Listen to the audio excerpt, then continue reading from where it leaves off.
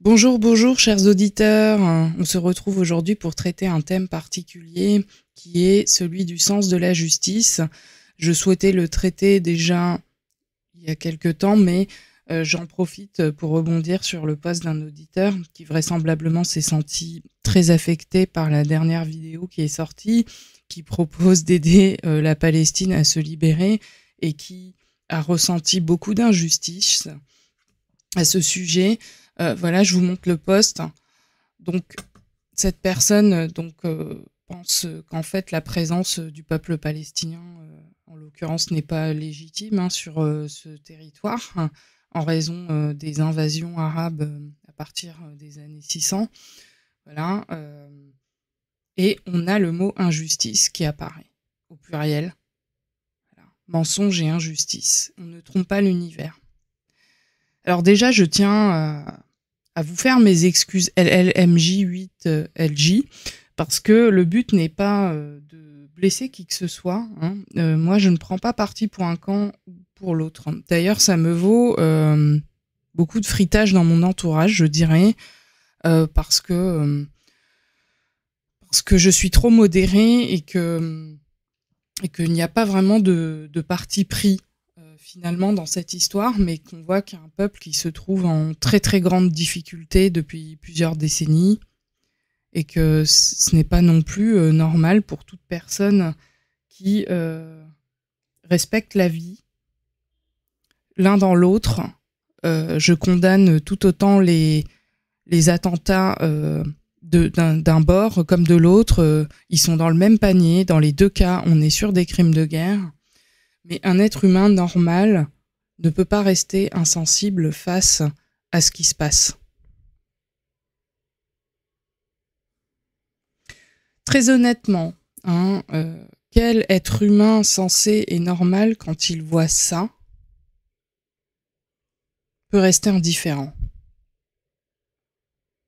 Comment on peut rester indifférent quand on voit tout ça?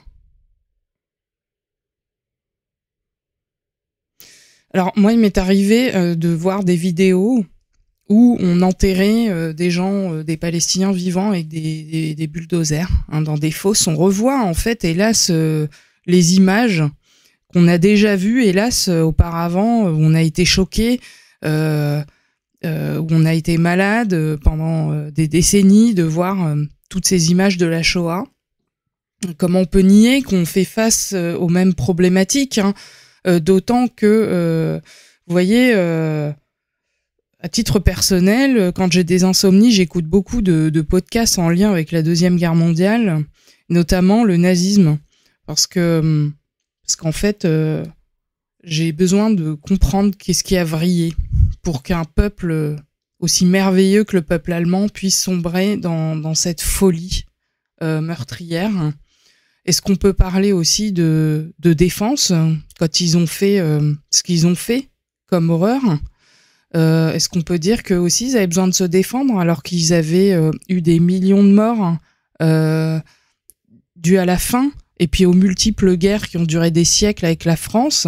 Vous voyez l'escalade de la haine, où est-ce que ça mène? Ça mène à des voies sans issue. Ça veut dire qu'un jour ou l'autre, il faut se calmer. Il faut arrêter. Là. Maintenant, dans les enseignements de GG, on n'est pas, je dirais, on n'a pas à prendre de parti pour l'un ou l'autre des camps. Tout ce qui contrevient à la vie est un problème.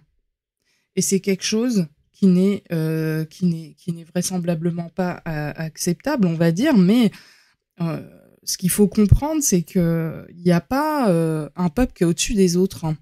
Et des fois, dans ce qu'on entend dans les discours israéliens ou pro-israéliens, c'est des discours, hélas, qui évoquent aussi ceux qu'on pouvait entendre à l'époque du nazisme. On a les mêmes terminologies. Ce sont des animaux, ce ne sont pas des êtres humains. Les Allemands parlaient des Juifs en disant que c'était des Stück. Les Stück, ça veut dire des pièces. Voilà, y compris la manière dont on exécutait les gens. On était dans un raisonnement de processus industriel, complètement détaché émotionnellement. Voilà, ce qu'il faut comprendre, c'est qu'on est tous à la même distance de Dieu. Alors, la notion de peuple élu, je vous prie de m'excuser, mais pour moi, elle est caduque. Parce que les Allemands ont voulu se prévaloir exactement des mêmes arguments pour dire qu'ils étaient le peuple élu, qu'ils étaient supérieurs à tous les autres peuples sur Terre. Et puis là, on entend la même chose, quelque part, la même rengaine. Hein. Donc moi, j'ai envie de vous dire, et ça c'est à titre personnel, hein, sans animosité aucune, que toute l'humanité est le peuple élu, en fait, hein, qu'elle soit sur Terre ou ailleurs dans l'univers. Voilà, donc ce qu'il faut comprendre, c'est qu'aujourd'hui, nous, ce qu'on veut, c'est qu'il n'y ait plus de bagarre sur Terre. Voilà. Le but de la vie éternelle, c'est qu'il n'y ait plus de bagarre sur Terre. Ça veut dire que tout ça, là, ce qu'on voit là, ou tout ce qu'on a vu, les bombardements de Dresde, Hiroshima, etc., tout ça, faut que ça se termine. Et il y aura un jour, il y aura un moment où tout ça sera effacé de la mémoire collective. Ça veut dire que il y aura un moment donné, on oubliera, tout ça sera effacé en fait. Quand on vous posera, si on vous parle d'armes, on vous dira mais qu'est-ce que c'est que ça, on ne sait pas ce que c'est. Enfin voilà. Et c'est fou parce que j'avais l'intention de faire une toute autre vidéo aujourd'hui sur un autre sujet, universel aussi, mais qui n'a rien à voir. Et face à ce sentiment d'injustice qui finalement semblait vraiment insupportable pour cette personne, j'ai envie de dire que je vous fais mes excuses, mais qu'en même temps, quand je lis ça, je me dis, mais les gens qui cautionnent les images qu'on vient de voir, là, ils fument quoi comme drogue, hein, pour trouver ça normal ? Ils vivent à combien d'années-lumière de la Terre pour ne pas voir que vraisemblablement il y a un problème et que tout le monde se sent traité injustement dans ces cas-là. C'est un moment, faut ouvrir les yeux. Donc on va travailler sur la notion d'injustice. Quand on a un sentiment d'injustice, c'est-à-dire que moi, je trouve personnellement que ce peuple est traité injustement aujourd'hui, mais je n'aimerais pas non plus être à la place du peuple palestinien parce que, alors moi perso, je suis pas palestinienne, donc vous allez me dire, voilà, donc peut-être que y a des choses qui peuvent évoquer mes origines ethniques, mais voilà, je reste française avant tout. Et donc moi, ce que j'ai envie de vous dire, c'est que on peut pas...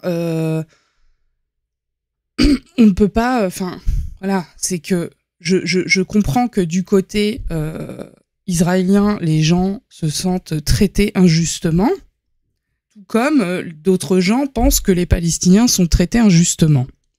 Et donc, à la personne qui trouve que c'était injuste de proposer un pilotage pour aider le peuple palestinien à se libérer de toute cette infamie, quelque part, moi, je souhaite la même chose au peuple israélien, clairement. Donc, si vous êtes senti traité injustement, monsieur, voilà, je fais mon mea culpa et je travaille sur le sens de la justice pour avoir le sens de la justice au moment où je vous parle en rapport avec cette situation, puisque, en temps normal, je vous dis, même dans mon entourage, on trouve trop modéré, voilà, parce que ouais, moi, j'ai eu des vies antérieures où j'ai été une personne de ashkénaze. Je suis moi-même complètement passionnée et fan de culture ashkénaze. Ça a bercé toute ma vie. Et pourtant, je n'ai pas des origines ethniques qui peuvent prétendre à cela. Voilà. Et pourtant, c'est le cas. Donc, toute personne qui viendra me dire aujourd'hui que potentiellement je suis antisémite puisque c'est le mot qu'on brandit à tort et à travers pour accuser toute personne qui n'adhère pas à la politique sioniste, c'est ça. Le problème, c'est qu'il faut comprendre que le sionisme, à mon sens, on est à égalité avec le nazisme. Voilà, parce que c'est des centaines d'heures d'écoute et d'études de l'histoire, parce que j'adore l'histoire. Et moi, je vais vous dire un moment, tout être humain logique et normal doit arrêter, se mettre un miroir en face de la tronche et se regarder et se dire mais qu'est-ce qu'on a fait là ? Mais qu'est-ce qu'on est en train de faire ? Alors personne ne voudrait appartenir à un peuple qui fait autant de mal. Les propres ancêtres ont fait du mal. Ils ont construit des choses merveilleuses, incroyables, mais ils ont aussi fait du mal. Et je demande pardon tous les jours pour ça. Maintenant, sens de la justice. Je dois avoir le sens de la justice parce que cet auditeur s'est senti lésé. 598061714148. Vous avez la définition, selon Grabovoi, domaine de la connaissance individuelle ou sociale qui comprend les connaissances juridiques, l'attitude par rapport à la loi et de l'activité réglementaire. Ses fonctions principales sont la cognition, l'évaluation à la régulation. La dernière fonction se réalise par des motifs, des orientations et des représentations juridiques. Le sens de la justice, dans des grands groupes sociaux, influence l'établissement et la fixation des normes juridiques et leur fonctionnement dans la société. J'ai envie de rebondir là-dessus et de dire, ben voilà, pourquoi on a fait la Cour pénale internationale à La Haye. Parce qu'après la Deuxième Guerre mondiale, on a eu le tribunal de Nuremberg, dont on a tous entendu parler, et que bon, bah avant, on avait une justice, mais de ceux qui avaient gagné. Hein, voilà. Donc, qu'est-ce qu'on fait là? Voilà. Alors, on va s'imaginer que je suis là, et que moi aussi, j'ai le sens de la justice. Alors, j'ai le sens de la justice et je suis capable d'être neutre dans mes affirmations et de ne pas faire sentir à une autre personne que je suis injuste envers elle. 598061714148. Voilà. Encore un autre exemple d'usage. Benyamin Netanyahou a le sens de la justice. Il accepte les sanctions pénales qui vont à son encontre et il se rend à la Cour pénale internationale pour que justice soit faite. 598061714148. Vous vous sentez traité injustement dans votre travail, dans votre famille, partout ailleurs? Parce que ça nous arrive tout le temps de nous sentir traité injustement. Moi, ça m'arrive très régulièrement. Voilà, un tel, pensez à la personne qui vous traite injustement, prétendument. Vous dites, cette personne-là a le sens de la justice et est juste dans tout ce qu'elle fait, dans tout ce qu'elle entreprend. Ainsi que vous-même. 598061714148. 598061714148. Alors pour être juste et équilibré, de la même manière, les personnes qui sont incriminées au sein du Hamas, ce groupe de criminels terroristes, de la même manière, eux aussi, ils ont le sens de la justice maintenant. Et ils se rendent auprès de la CPI pour que justice soit faite et qu'ils répondent de leurs actes et de leurs crimes. 598061714148. 598061714148.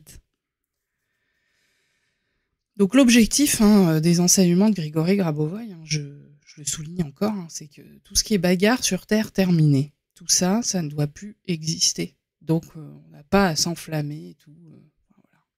Voilà. Moi, je fais tout pour essayer de contrôler mes émotions quand je vois des images telles que celles que vous avez vues. Voilà, je les remontre encore une fois pour ceux qui n'ont pas vu.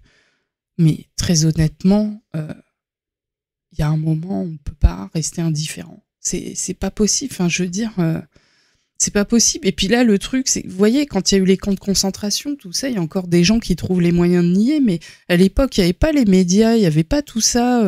Il y avait du bouche à oreille qui disait oui, il se passe ça à tel endroit. Ah bon, non, c'est pas possible. Bah ouais, l'être humain, il est capable de faire des trucs de fou. Puis des génocides, il y en a eu tout au long de la vie de l'histoire de l'humanité. Faut pas oublier le génocide des Indiens d'Amérique. En nombre, en proportion, on allait bien au-delà de ce qu'on a pu voir à travers le XXe siècle, par exemple. Donc, toute raison gardée. Le peuple palestinien est un peuple autochtone depuis des siècles et des siècles. Ils sont très probablement les véritables descendants des peuples hébreux qui vivaient déjà à cette époque-là et qui ont fait le choix de rester. Voilà.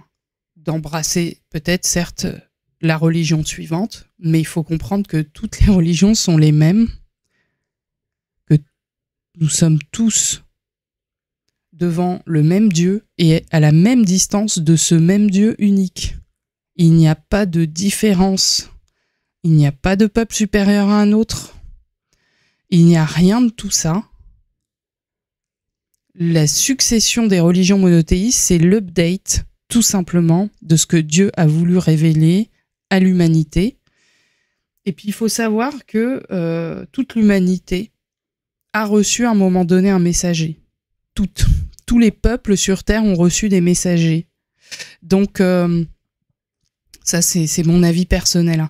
Donc, il n'y a pas à dire qu'il y a un peuple élu, qu'il y a un peuple au-dessus d'un autre, que les Allemands, les peuples nordiques sont supérieurs aux autres, vice-versa. Et c'est là où, vous voyez, je vous mets en garde contre le New Age, parce que à l'origine du New Age, on a Helena Blavatsky qui tient à un moment des théories très dangereuses sur l'idée qu'il y a eu différentes races sur Terre, hein, et puis qu'il y a à un moment donné des gens qui se sont mélangés avec des animaux, des humains qui se sont reproduits avec des animaux et que ça a créé d'autres peuples sur Terre. Vous voyez, ça, c'est les fondements du New Age, des religions New Age.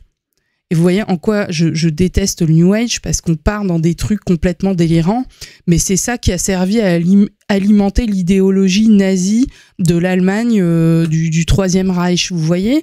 Donc, traiter les gens d'animaux en 2024, ça revient à dire la même chose, d'accord? Et en plus, c'est une insulte envers les animaux, je vous dirais, parce qu'ils sont trop merveilleux pour qu'on puisse les accuser d'une chose pareille. Voilà. Donc moi, je vous invite à méditer sur cette séquence et puis à l'employer dès que vous vous sentez traité injustement. En attendant, je vous embrasse, je vous aime et je vous dis à très bientôt.